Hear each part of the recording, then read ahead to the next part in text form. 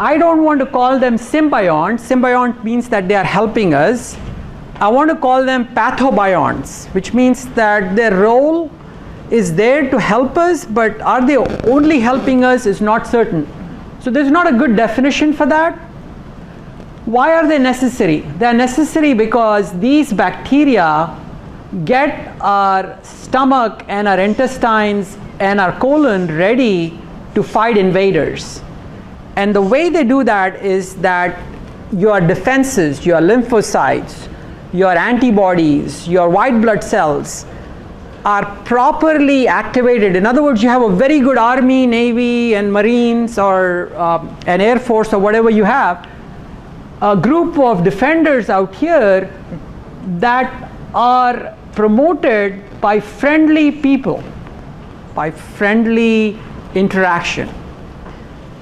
So instead of looking like that, here you have all these blood cells that can fight infections.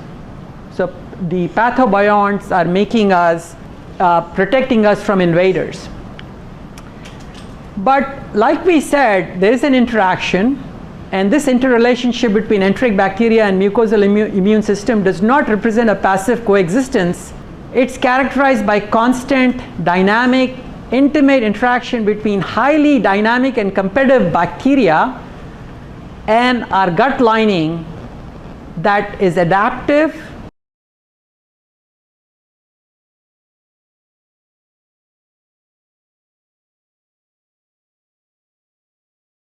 It causes constant renewal. Our lining is made new constantly.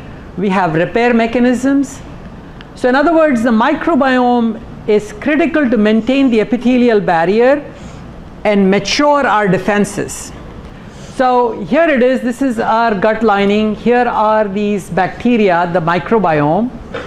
They're supposed to protect us by making us ready for these pathogens. But we do a lot of things that can disrupt this. Or we can do a lot of things that would make this in excess, like for example, eat a lot of probiotics. So there are plant products, polyphenols, tannins, lectins, fiber, probiotics that can disrupt the balance. So when you disrupt the balance, here is a mucus layer, here is the epithelial layer, you cause a break in its integrity. In other words, instead of being tightly bound, gaps are created, and as these gaps are created, you get infiltration of bacteria, of potential antigens, and that creates an inflamed response. That creates a response from our body saying that, hey, these are all these foreign invaders, let's fight them. So that leads to inflammation. And one way to describe inflammation is that an inflamed leaky gut can be because you had a bacteria that came in, and our body is making an antibody. It's an antibody that is there to neutralize the bacteria and kill it.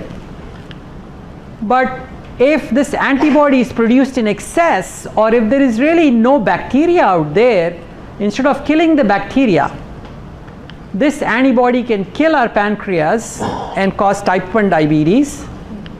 This antibody, if it's stimulated in excess, can damage our nerve cells and can cause multiple sclerosis.